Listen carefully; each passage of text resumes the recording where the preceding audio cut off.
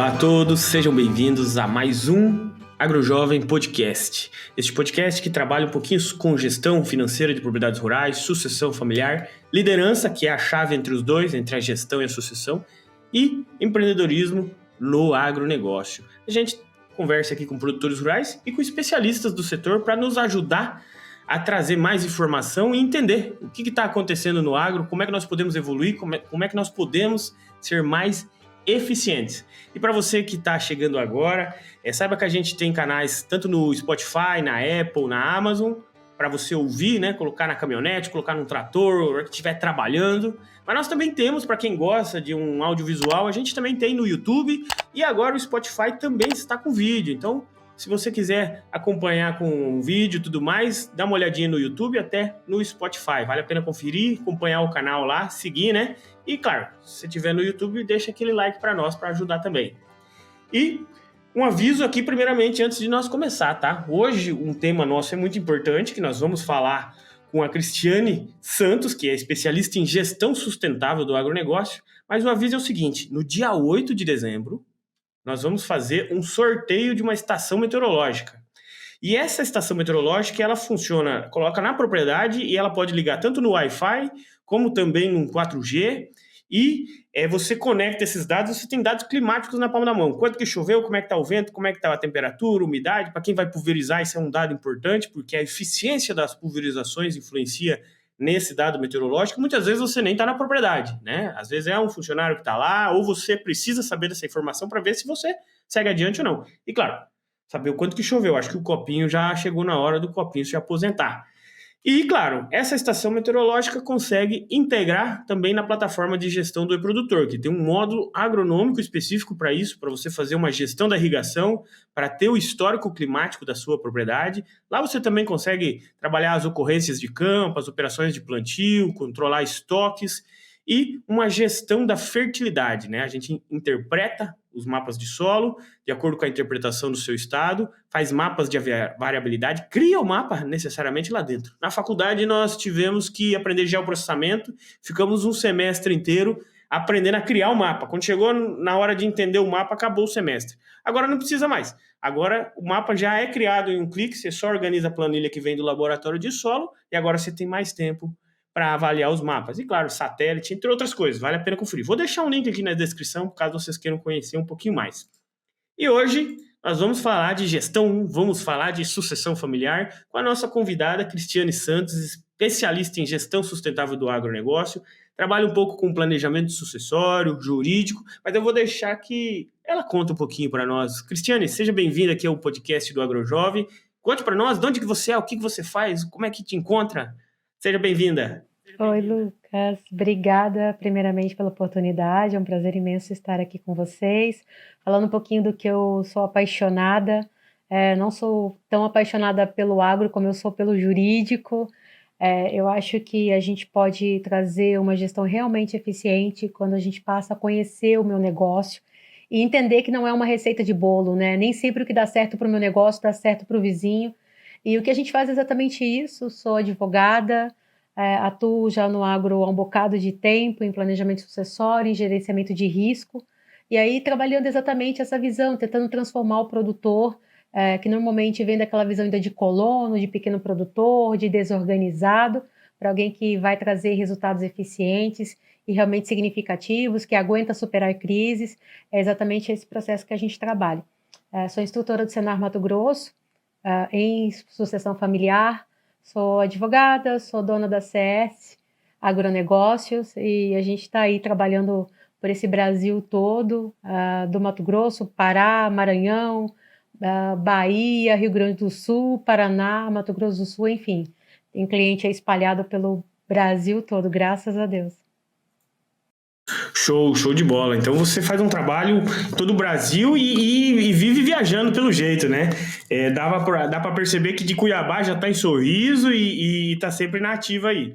E o negócio hoje, principalmente a propriedade rural, ela tem alguns pilares hoje, né, Cristiane? As propriedades rurais hoje no Brasil são familiares.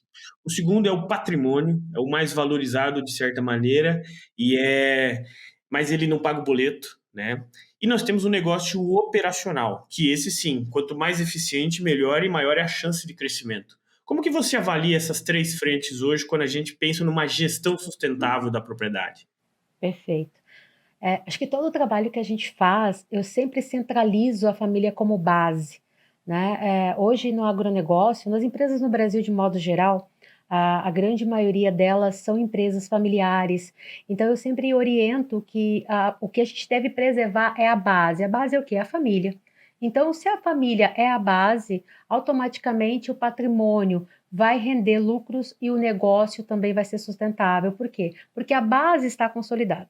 Então, quando a gente começa a trabalhar para uma gestão sustentável, a gente primeiro tem um olhar atento a manter o relacionamento familiar, né? E isso a mediação vem auxiliando de uma forma muito clara, a gente consegue interagir e fazer com que aqueles conflitos entre gerações sejam minimizados, né? De forma bem gritante, até onde principalmente o sucedido ele começa a entender que ele não está criando um filho que será um concorrente dele, sim, mas sim uma pessoa que vai levar o legado, levar aquela empresa ao que ele realmente acredita que é importante, né? E que é o que ele realmente almeja. Então, quando a gente começa a desenhar isso dentro de um processo de mediação, Lucas, é sensacional, porque você consegue interagir família com patrimônio, ou seja, eles conseguem entender que o patrimônio ele tem que render resultado e esse resultado vem através de uma gestão eficiente no negócio, né? Mas tudo isso envolve o quê? Um relacionamento familiar saudável, a empresa familiar. Então, não adianta, a gente não consegue ter uma empresa sustentável onde há conflito familiar. Muito pelo contrário, o conflito familiar ele faz o quê? Ele faz com que prejudique a sustentabilidade do negócio. Há uma empresa familiar onde a família está desequilibrada, onde uma família não está em conflito, ele não consegue sanar, às vezes, aquelas dificuldades básicas do dia a dia que toda gestão tem. Então, o processo de mediação, ele vem nos auxiliando muito nesse processo, né? Eu acho que é o grande diferencial aí para as empresas do agronegócio brasileiro. Que legal. E esse processo de mediação, assim, como é que ele funciona, assim, e quais são os pilares que realmente abrangem ele? Porque as brigas entre familiares, elas são comuns de certa maneira, principalmente quando envolve dinheiro, né? É porque pode ter um ciúme aqui, uma inveja ali, aí depois entra genros, noras, e começa a família a crescer, né? Entre irmãos mesmo, a gente tem ciúme muitas vezes, isso é natural, tem um filho que acaba trabalhando mais, outro fica mais preferido. O que que é essa mediação? Como que funciona isso? A mediação, primeiro, é um processo de muita transparência dentro do processo de gestão e dentro do processo de sucessão especificamente. Então, como que a gente faz isso? Ao longo do planejamento sucessório, a gente tem a fase lá de mentorias, onde eu consigo ouvir esses filhos, né? Eu sempre falo a fase do diagnóstico em si, onde eu ouço o que os filhos querem para o negócio, como eles se veem lá na frente. Então, você dá liberdade, você dá voz para as partes envolvidas. Quando você dá voz a essas partes envolvidas, você percebe os pontos de conflito, o que gera o conflito. Muitas vezes, e aí eu posso até dizer um número que para mim é assustador, mas é real, a gente tem aí mais de 90% dos casos onde as partes estão falando a mesma coisa, só que elas não conseguem se comunicar de forma eficiente, elas não conseguem dizer para a outra o que ela pensa ou o que ela acha, e fica aquele jogo de dedução. O que nós fazemos em mediação, na verdade, é entender aonde é o ponto de conflito, tentar achar um meio de campo aonde seja bom para ambas as partes e oferecer essa solução. Isso é mediação, de uma forma muito básica, né? Então vamos lá, vamos fazer um exemplo prático, né? Se o filho não quer estar à frente do negócio e ele é o sucessor escolhido pelo pai, por exemplo, o que a gente indica? A gente ouve os motivos, expõe isso ao pai e diga: olha, ele não necessariamente precisa estar à frente do negócio, mas ele vai ser muito mais eficiente, muito mais útil, estando em tal atividade, e isso agrada a ele também. E a gente começa a mostrar para o pai que não importa que esse filho esteja à frente, que ele seja o grande administrador, mas se ele estiver ali paralelo a esse administrador, que pode ser um filho ou então um administrador não sócio, mas que ele traga o resultado e que ele esteja feliz, a gente está preservando o relacionamento familiar, a gente está gerando sustentabilidade para o negócio e a gente vai ter principalmente um resultado eficiente que é financeiro, né? Porque todo mundo que trabalha feliz traz resultado financeiro. Né? Então, é exatamente esse é a forma de fazer o processo de mediação. Não é uma coisa, eu sempre digo assim, não é uma coisa absurda e tão difícil de fazer, é aprender a ouvir, aprender a se comunicar com as pessoas. Muitas vezes a gente não consegue fazer isso, e numa empresa familiar isso é muito difícil. Muitas vezes o pai quer impor o que ele acredita que é certo. A gente entende que talvez isso decorre de todas as experiências, expectativas que ele acumulou ao longo da vida em relação aos filhos, mas muitas vezes ele não dá oportunidade para esse filho de mostrar o que ele pode contribuir para o negócio. Né? Então acaba realmente prejudicando o crescimento e o desenvolvimento. Então trabalhar a mediação mais nesse cenário de ouvir, detectar o que é o ponto de conflito e aí apresentar uma solução que seja viável e trazer o resultado que realmente se espera para ambas as partes. Que legal. E nós temos atividades, muitas famílias rurais hoje, que a família ela depende da atividade. Mas a família começa a crescer, os filhos começam a casar e começam a aumentar suas famílias, né?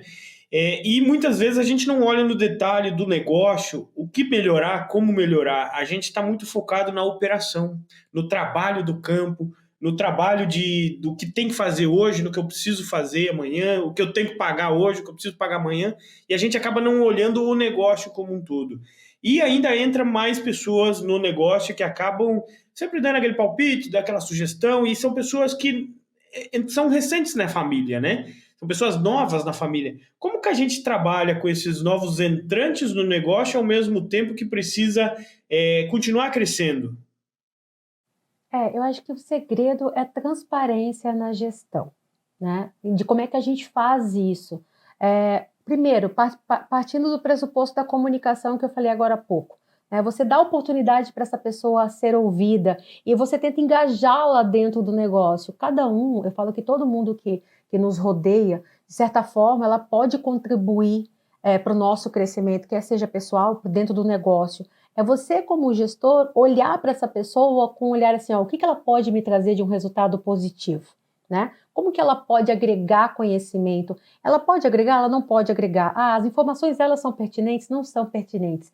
E você fazer isso de forma racional, analisando o perfil comportamental, analisando se essa pessoa ela tem a expertise necessária para aquela função. Não é porque é a minha nora, é meu genro que ela precisa trabalhar no meu negócio. Mas essa pessoa pode contribuir, se ela tem todos os critérios técnicos, competência, habilidade para trabalhar dentro do meu negócio, por que não?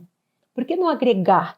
Né? Então, acho que essa que é a grande sacada hoje do gestor no agro principalmente, né?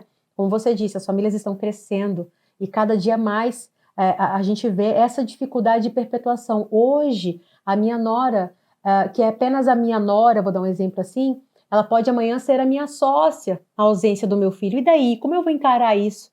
Eu falo que a grande sacada do empresário rural é ele entender a necessidade do engajamento. Então, você não vai simplesmente separar e ignorar essa pessoa, você vai engajá-la, você vai ouvir, você vai permitir com que ela dê a opinião, mas ao mesmo tempo deixar muito claro que a decisão final é sua, porque senão daqui a pouco tu perde o controle de todo esse processo. Você vai perceber, Lucas, que nunca se exigiu tanto do produtor rural uma gestão eficiente. Diante de tudo que a gente vem vivenciando aí no dia a dia, e tu sabe muito bem disso, porque tu conhece muito bem a realidade da gestão no agro, nunca se exigiu tanto do produtor conhecimento em financeiro, em gestão, em negócios, na parte jurídica, na parte de recursos humanos, é muita coisa. E daí, você dá conta sozinho? Você dá conta de abraçar tudo isso? Não. Então você precisa de outras mãos, de pessoas engajadas no seu negócio. Nada melhor do que pegar esses terceiros que indiretamente também terão o resultado da sua gestão, né? Também receberão por isso, engajados para fazer com que essa empresa familiar realmente perpetue. Exatamente. Até porque nós estamos passando um momento no agronegócio um pouco turbulento. Alguns estados começando com algumas novas tributações. Você está no Mato Grosso, você sabe que tem várias tributações.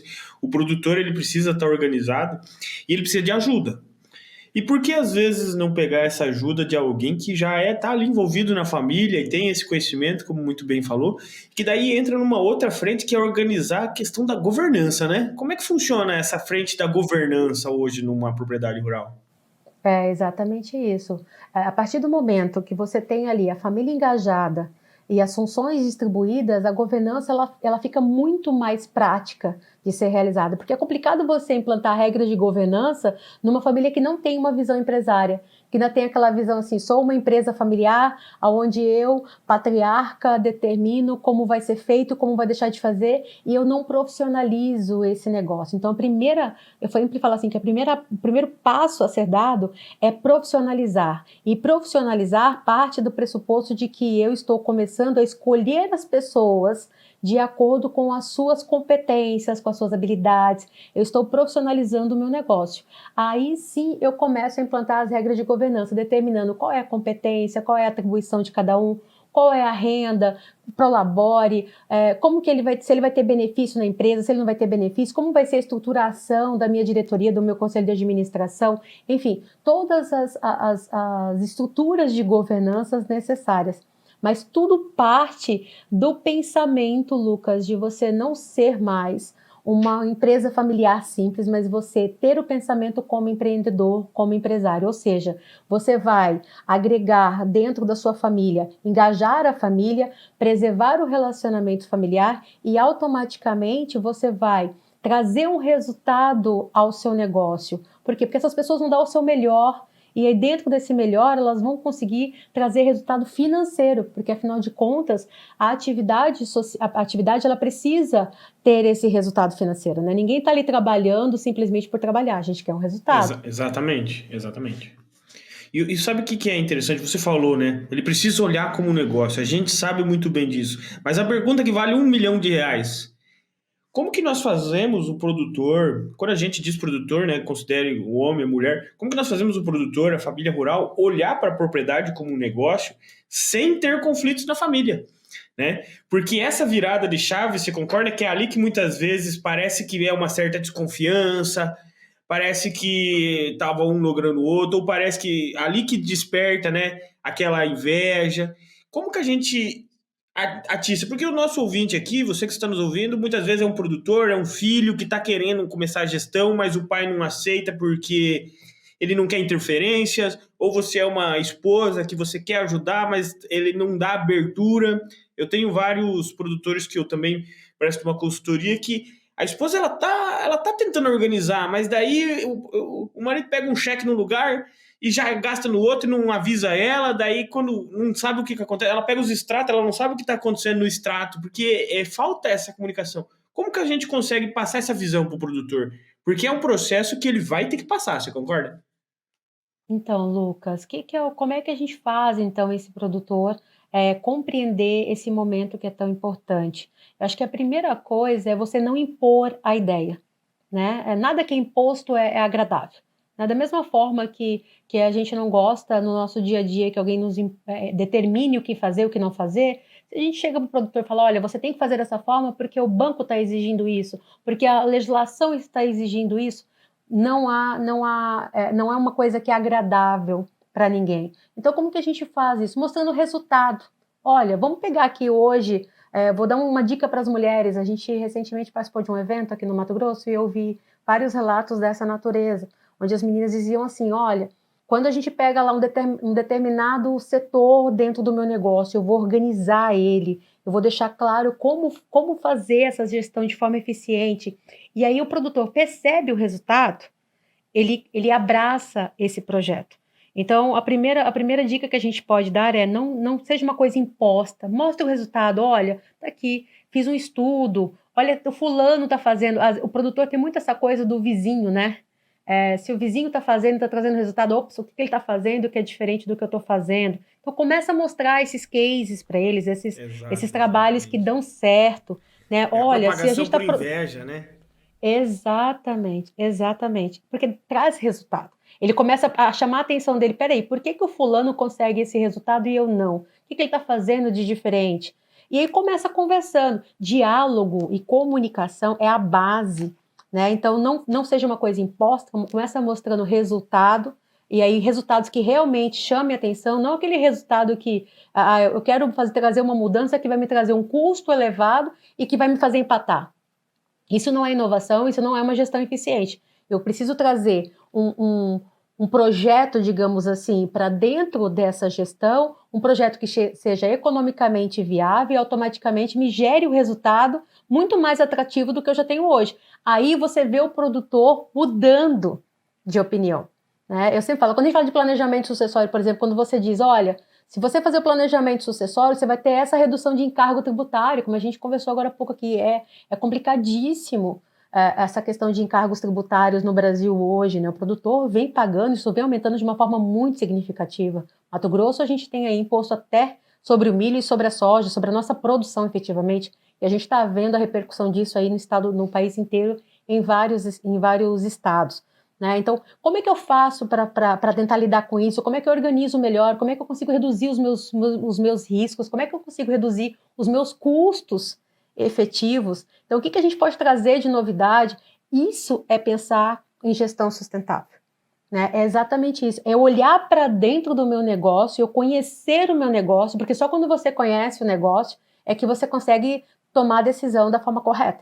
Não adianta eu achar que eu conheço o que eu faço, eu sempre brinco assim, eu acredito que eu dou o resultado, mas a hora que a gente vai olhar no papel o financeiro, opa, meu negócio não traz o resultado que eu acredito. Por quê? Porque eu não tenho um controle financeiro, porque eu não sei para onde está sendo esse dinheiro. Exatamente. Então, quando a gente começa a mostrar isso para eles, olha só, você tem um big do resultado, por que você está sempre no negativo? O que está acontecendo? Né? Eu brinco muito, Lucas, assim, ó, com eles. Eu sou instrutora do cenário, então a gente tem dentro do projeto de sucessão familiar, a gente tem um módulo que é onde eles aprendem a ter controle financeiro. E aí eu brinco muito com eles da historinha da geladeira. Eles acham graça de eu dizer a geladeira, mas é muito legal quando a gente ouve nos módulos seguintes eles dizendo assim pra gente, olha, eu fiz a geladeira em casa. E Cris, é assustadora a geladeira. E quem ouve eu falando da geladeira não sabe o que é. Eu vou contar aí para vocês. Produtor muitas vezes não sabe com quanto ele gasta e com o que ele gasta, né? Então a gente brinca lá com os pequenos produtores assim, olha, não precisa fazer aquelas planilhas mirabolantes que vai te dificultar a controlar efetivamente.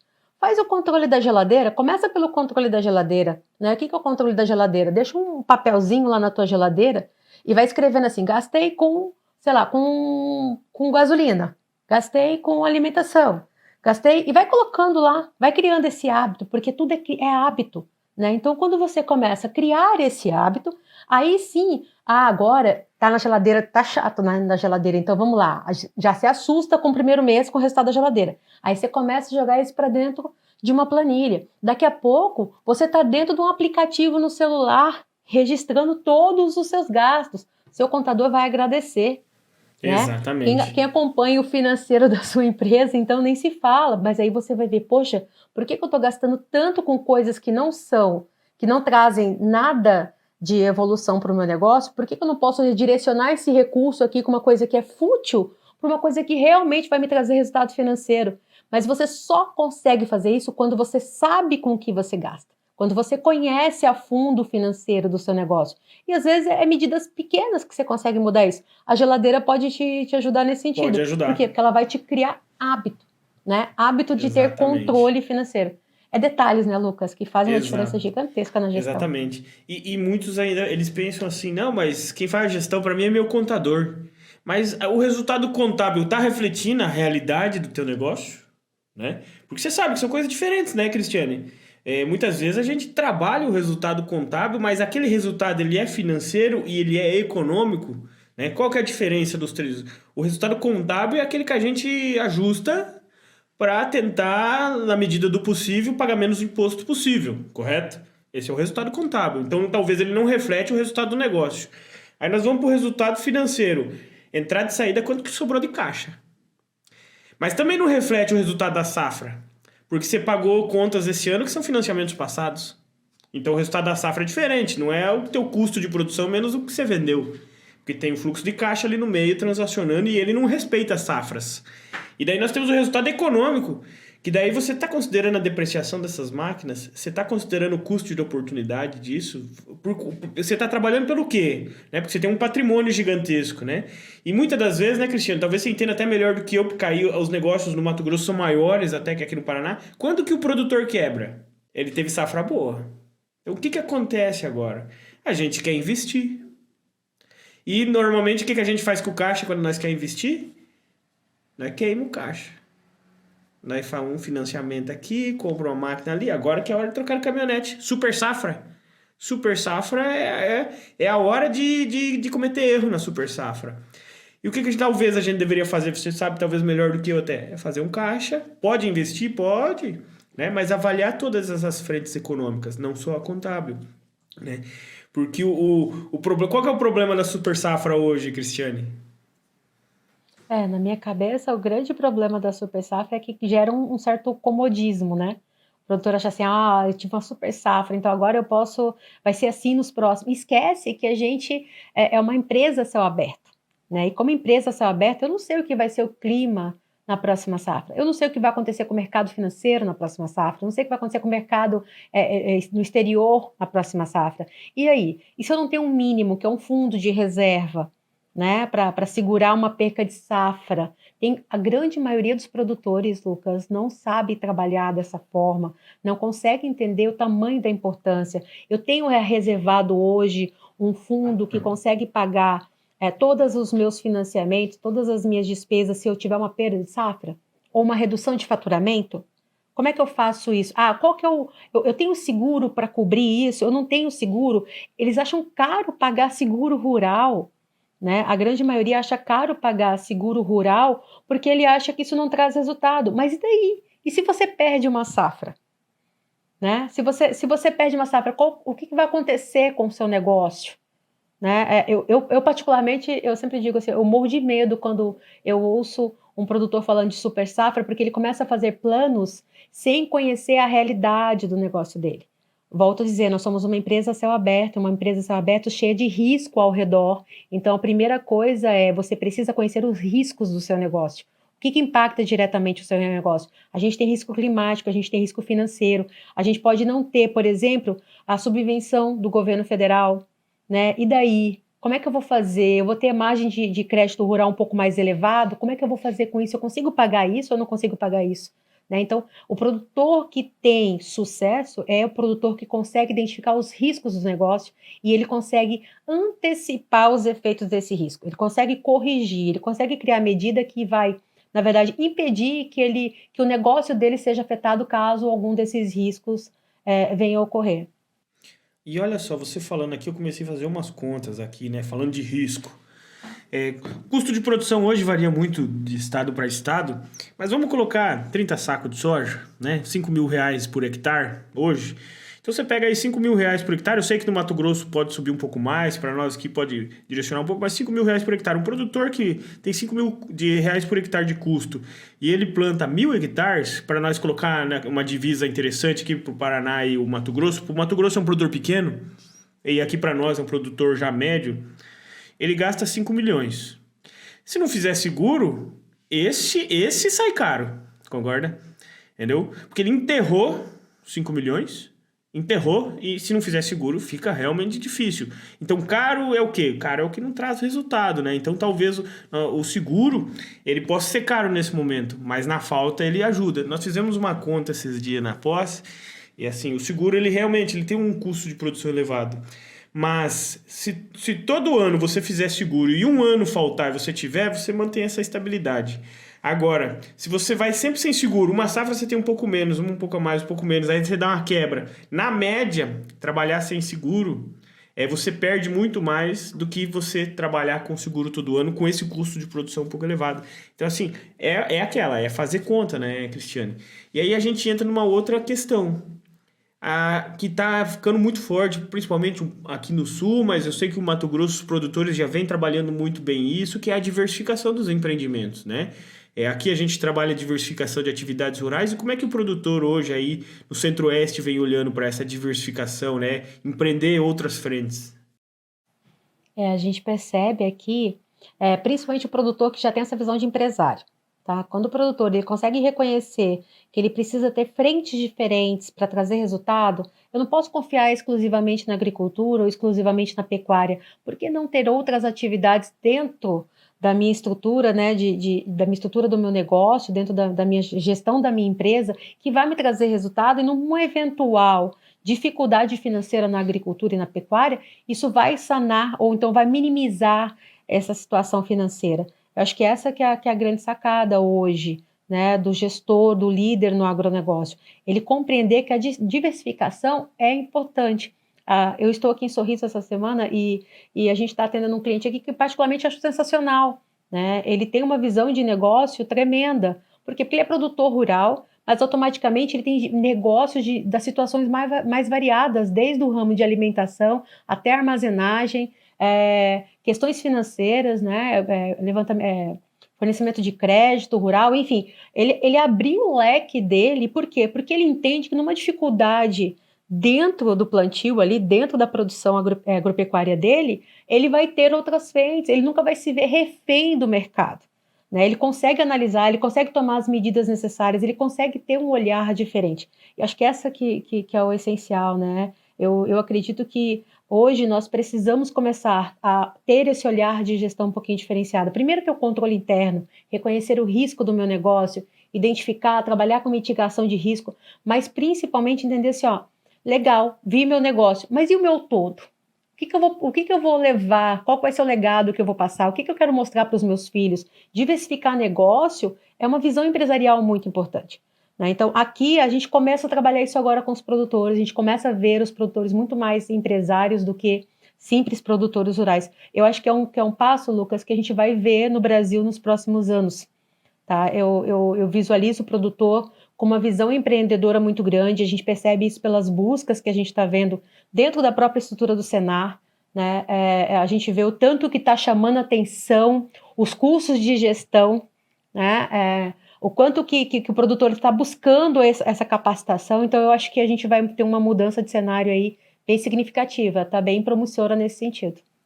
E é ali que vai começar a separar, né, os bons daqueles que têm a certa resistência. Porque o êxodo rural, ele nunca parou de acontecer. A gente só trocou o nome agora para tentar viabilizar com a sucessão familiar, né? Mas todos os anos tem pessoas saindo do agro, né, e saem reclamando, e tem pessoas que estão comprando essas mesmas propriedades, estão comprando terra ainda, por mais que o preço esteja elevado, e estão investindo e estão fazendo aquilo ficar rentável. Ou seja, a gente tem que se juntar com os bons para ficar melhor, né? Antes de querer crescer, muitas vezes com o olho grande, a gente tem que olhar para esse risco e tentar ficar melhor primeiro para depois buscar esse crescimento. Que daí a gente entra numa outra frente interessante aqui, que é o patrimônio do agronegócio. O patrimônio que hoje ele tem um valor elevado, né? O valor da terra principalmente. Aqui tem muitas regiões que se você for fazer a conta, assim, fica difícil até se pagar. Mas o produtor olha para o patrimônio, para a terra, muitas vezes como um negócio imobiliário também. Só que esse negócio imobiliário, ele não paga boleto, né? Ele simplesmente ele está ali, está se valorizando, um suposto valorização, a gente sabe que valoriza, mas você quer vender? Ninguém quer vender patrimônio, porque se você vender, você já não compra mais, né? E quando que a gente vende patrimônio? Quando está com problema financeiro. Então, assim, que daí a gente volta na gestão ou nos problemas familiares lá atrás que a gente acabou de conversar. E o patrimônio é a base de tudo isso daí também por trás, né? Porque é ele que mantém a família muitas vezes unida, porque um negócio hoje ele é grande porque tá a família unida. Porque se vocês começarem a brigar e separar, começa a ficar um monte de médio e pequeno produtor. Como que a gente lida com esse patrimônio no meio do negócio e conciliando com a família, né? Eu acho que você já disse aí toda, como é que eu vou dizer, o que a gente realmente precisa aprender a lidar. Primeiro, identificar qual é a importância desse patrimônio. Então, se é do patrimônio, ele atingindo a sua função social, é dele que eu tenho o resultado financeiro, então eu preciso extrair o máximo desse patrimônio. né? Então, primeira coisa é identificar a importância do patrimônio, né? E qual é a finalidade dele. Ele vai me trazer renda, então não é simplesmente ter patrimônio por ter. Eu preciso saber, até no momento de comprar, adquirir uma área, eu preciso saber se aquela área vai me trazer a renda que eu preciso. Ou então ela vai me trazer o resultado que eu preciso. Eu sempre falo assim para o produtor, olha, quando a gente vai fazer uma compra de área, por que não fazer uma due diligence, né? Por quê? Porque para você entender quais são os riscos desse empreendimento. Essa área ela vai te trazer o resultado? Não estou dizendo só na questão jurídica, não, Lucas, estou dizendo na questão agronômica. Muitas vezes o produtor compra a área sem saber se aquela área vai trazer o resultado agronômico. Né? Mas o fulano está ali, o fulano já produz. Será que os documentos, as informações financeiras que o fulano que está ali te disponibilizando a área estão corretas? Contrata um profissional Quando responsável tem para isso, informação, contrata um né? engenheiro agrônomo para fazer essa análise, né? Contrata alguém na parte financeira, um contador para identificar como está a contabilidade, contrata um advogado para acompanhar, para verificar se a questão ambiental está correta, para identificar se realmente essa área não tem um risco que não vai te trazer nenhum benefício financeiro, mas sim um big de um prejuízo, né? Porque tem produtor que compra a área e aí daqui a pouco descobre que essa área tem dificuldade com regularização, tem área que tem problema de embargo ambiental, e daí, né? É complicadíssimo isso. Então, volto a dizer, olha que interessante, o meu patrimônio ele tem que ter uma finalidade que a gente fala na Constituição Federal, que é uma finalidade social. O que é essa finalidade social? Ele precisa ser rentável, ele precisa trazer, ele oportunizar aos trabalhadores, de modo geral, um trabalho correto, da forma correta, como a lei determina, mas ele também tem que me trazer um retorno financeiro, porque, afinal de contas, sobre a minha atividade eu pago os impostos. Então, se você olhar, é um ciclo social, né? Então, é importante considerar o patrimônio como algo que vai me trazer esse resultado financeiro, e não é só para mim, é para a sociedade como um todo, né? É uma big de uma responsabilidade quando você olha, tem esse olhar, né, para o patrimônio. Eu sempre digo assim, quando você tem esse olhar, você fala assim, opa, peraí, não é simplesmente comprando uma área por comprar, eu estou comprando uma coisa que vai render para os meus filhos, que vai trazer benefício para o Estado, que vai trazer benefício para os trabalhadores que vão estar ali atuando dentro do meu empreendimento. Então, eu preciso fazer a escolha certa como gestor. Eu não posso simplesmente escolher aleatoriamente ou ir na intenção, no que as pessoas acreditam, no que falam para mim, né? Aí a gente volta para aquela conversa da importância da gente entender o papel hoje do produtor. Ele não é mais um colono, ele não é mais uma pessoa que vem, arrisca, investe e perde. Ele precisa ter um olhar de empresário, ele precisa entender qual é a importância dele nesse cenário, e o patrimônio é essencial para isso.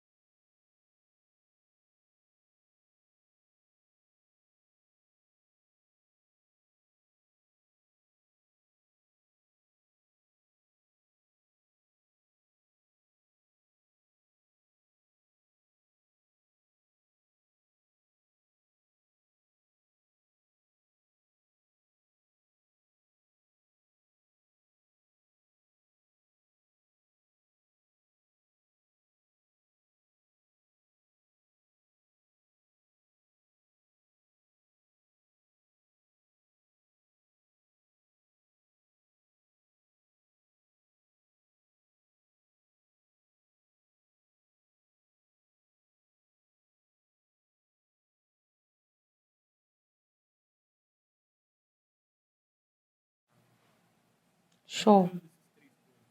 Primeira coisa é conhecer o seu negócio e a sua família. Você pode perceber que tudo que a gente conversou aqui é um ciclo, né? Uma coisa vai linkando a outra, né? Então, como é que eu consigo ter uma gestão eficiente? Como é que eu consigo ter um negócio sustentável? Primeiro, olhando para dentro de mim e reconhecendo as minhas falhas e as minhas necessidades de evolução. Eu, como empreendedor, tenho capacidade técnica para estar à frente desse negócio? Não, não tenho. Então, ou eu vou buscar conhecimento, ou eu vou aprender a delegar para quem tem competência. Então, esse é o primeiro passo. Depois disso, eu começar a olhar de uma forma diferente para minha família, entender que família é base. Família como base, eu vou engajar as pessoas e não repeli-las, né? Eu vou fazer com que elas estejam à frente do negócio, auxiliando, contribuindo com o melhor conhecimento e habilidade que elas podem oferecer. Automaticamente, eu entendo que o patrimônio é o que vai me trazer o resultado financeiro. Então, eu dou importância no processo de aquisição, eu dou importância na gestão do meu negócio, eu consigo ter controle financeiro. Olha que interessante, é todo um ciclo. Eu só consigo falar, Lucas, de sucessão. Eu sempre falo isso para os meus clientes, às vezes eles nos procuram e falam assim, vamos fazer planejamento sucessório? E aí quando eu pego no diagnóstico os documentos contábeis, fiscais, até mesmo quando a gente vai fazer o levantamento com a família, o diagnóstico sucessório, para entender um pouquinho o interesse de cada um, eu me assusto. Eu chamo um produtor e falo assim, olha, eu não posso pensar em planejamento sucessório se você não tem a base, que é uma gestão equilibrada. Como é que você vai perpetuar, ou como é que você vai suceder algo que está uma bagunça? Né? Como é que você vai simplesmente passar uma bomba para o teu filho se você ficou lá durante 20, 30 anos e não organizou esse negócio?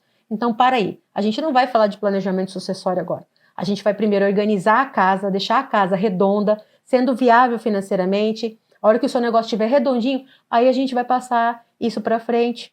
Né? Isso é sucessão. Né?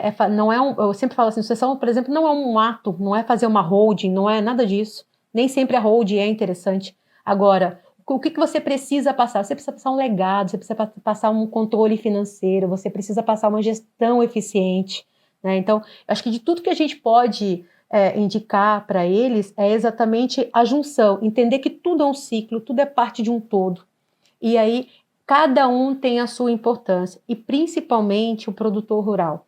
O patriarca é o grande segredo. Quando o patriarca ele compreende, Lucas, a importância que é a gestão do negócio, conhecer o seu negócio, conhecer a sua família, se comunicar, ouvir o que as pessoas têm para dizer, principalmente, porque muitas vezes as grandes ideias saem de uma conversa, do almoço de domingo. Né? Então, quando você está disposto a ouvir isso, você consegue, junto com a família, fazer com que esse patrimônio traga o resultado que você precisa e você consegue perpetuar o seu negócio. Eu acho que é entender que é um ciclo. Essa que é a grande sacada. Não tem receita de bolo, não. Exatamente. E por onde começar? Identificando as suas próprias dificuldades. É na gente, não tem outro segredo, né? Eu ouvi uma vez uma frase no evento, onde eu não vou nem mencionar aqui, porque eu sou péssima para nome, mas o apresentador dizia basicamente, o palestrante dizia basicamente assim: quando eu parei para olhar para dentro de mim e conseguir identificar as minhas principais falhas, o que eu estava errando na gestão do meu negócio, eu virei a chave. E aí eu virei a chave exatamente para o sucesso. Por quê? Porque eu identifiquei que as falhas do meu negócio eram falhas minhas como líder. Né? E a gente falando de liderança no agro aí é exatamente isso. Por que o meu negócio não está sendo sustentável? Será que eu não estou contribuindo para isso? Por que a minha equipe não está engajada? Será que não é o meu comportamento que provoca essa situação? O que está acontecendo? Por que o meu negócio não é rentável? Será que não é alguma coisa que eu estou fazendo? Olha para dentro de você. Né, ver o que você está fazendo de errado, corrige o teu erro, e aí sim você vai perceber que tudo ao teu redor começa a mudar. Eu acho que esse é o primeiro passo. Para todos os sentidos, né, em gestão no agro. E começar sabendo que gestão é hábito. Gestão é hábito. Não adianta você ter boa intenção, começar o ano e falar agora eu vou organizar o negócio, levar certo no primeiro mês, no segundo já começar a fazer de vez em quando, no terceiro você já abandonou, falar daqui uns dias eu faço atrasado, você já não faz mais. Gestão é que nem academia. Se você faltar uma semana, você faltou 2, na terceira você já sente dor na hora que você volta. E você já começa a ficar ruim de novo, né? Você não vai embora. Mas quando você começa a ver resultados, você se empolga. Aí você começa a pegar o hábito. É que nem para quem faz inglês, né? Se você ficar 3 meses sem fazer o curso, sem fazer as aulas toda semana, você parece que desaprendeu tudo, você tem que voltar tudo de novo, e daí é mais difícil, mais uma vez. Gestão é hábito. Eu acho que a Cristiane deixou muito bem colocado também essa frente dela, inclusive é para isso que eu queria saber, como é que te acha nas redes sociais, porque o produtor muitas vezes ele precisa de ajuda, né? Então, como é que é seu Instagram, como é que encontra, qual é o tipo de serviço que você entrega hoje para o nosso produtor, nosso ouvinte, e outra, você está atendendo o Brasil inteiro, em qual frente que você está hoje? Só para nós, porque agora quem está ouvindo ficou curioso também. Vamos lá então. Bom, meu Instagram é jurídico do agro, @jurídico do agro.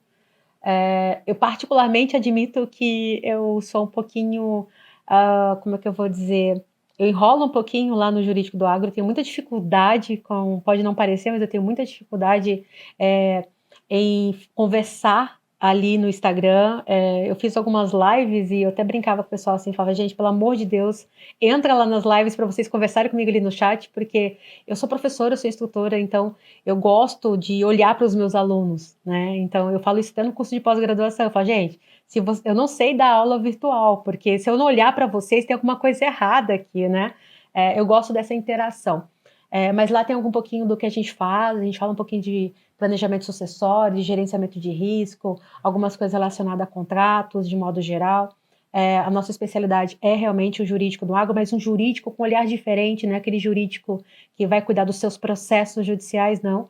A nossa ideia é evitar que esses processos aconteçam. Então, a gente vai tentar te mostrar como fazer uma gestão equilibrada, minimizando os riscos. Como é que eu faço isso? Desde do trabalhista, ambiental, qual que é a orientação que você precisa, como é que você precisa agir dentro do teu negócio para que você não tenha essas situações as que muitas vezes prejudicam, né, trazem não só prejuízo financeiro, mas também a sua imagem como produtor. Bom, então eu me arrisco a dizer, a gente está em quase todos os estados do Brasil, Mato Grosso do Sul, Paraná, Rio Grande do Sul, temos alguns clientes em São Paulo, Bahia, Distrito Federal, Goiás, Maranhão, tem uma galera, eu não vou arriscar a dizer todos os estados que eu posso esquecer alguém, e eu já sei que eu esqueci, que eu acabei de lembrar de Rondônia. Então, enfim, a gente também está aí tentando fazer um trabalho um pouquinho diferente, como eu falei, é um jurídico muito mais tentando trazer um resultado efetivo e principalmente minimizar os riscos do empreendedor. Eu acho que essa é a grande oportunidade. Eu sempre falo isso para os alunos no nosso curso de pós-graduação em que eu sou docente. O grande segredo hoje de ser jurídico do agronegócio não é cuidar de processo, mas é você evitar que esses processos aconteçam. Eu acho que é esse trabalho que a gente vem tentando fazer e eu gosto de ouvir a felicidade do meu cliente quando ele fala, olha, eu não tenho risco, eu consigo identificar, eu consigo trabalhar e a gente está trazendo realmente um resultado muito eficiente. É uma alegria para mim, Lucas. Eu falo que eu me encontrei na advocacia dentro do agro e a gente, em todos os sentidos, eu gosto do que eu faço hoje. Primeiro por não ter uma agenda fixa, não estar trancada dentro do escritório. Se você quiser fugir de mim, fica dentro do meu escritório, porque é mais fácil, né? Eu nunca estou lá, mas eu estou sempre com o meu cliente, estou sempre em campo, estou sempre na estrada. Eu acho que é isso, você só consegue ajudar o seu cliente quando você consegue entender a realidade dele. E hoje eu posso dizer que eu compreendo a realidade do produtor exatamente por essa vivência de estar na fazenda, de entender todas as demandas, a necessidade, a dificuldade. Muitas vezes a gente manda uma orientação e ele não consegue compreender como fazer isso. Por quê? Porque na prática é diferente. Então, quando eu, advogada, me disponho a estar dentro do empreendimento rural e perceber que não é simples determinar, siga essa normativa, siga essa instrução, porque na prática não é assim, eu consigo trazer um resultado muito melhor para o meu cliente. Por quê? Porque eu consigo achar as alternativas, as lacunas da lei, onde a gente pode encaixar uma orientação diferente diante da realidade dele. Eu acho que esse é o grande segredo. E aí uma dica que eu deixo para quem quer trabalhar para o agronegócio também, acho que o advogado precisa ter essa visão um pouquinho diferente. Bom demais, bom demais. Eu gostaria de agradecer a sua participação aqui hoje. Aprendi demais, né? A gente conseguiu triangular ali patrimônio, família e negócio de uma maneira muito dinâmica. E para você que está nos ouvindo, se gostou desse episódio, mande para aquele seu amigo, aquele produtor, passe isso adiante. Se for compartilhar nas redes sociais, marca lá Jurídico do Agro, né? Marca o AgroJovem Podcast também, ou até eu, se for o caso, manda lá e acompanha a gente aqui, ó. Todas as quinta-feiras, um novo episódio. Muito obrigado, Cristiane, e até a próxima. Obrigada.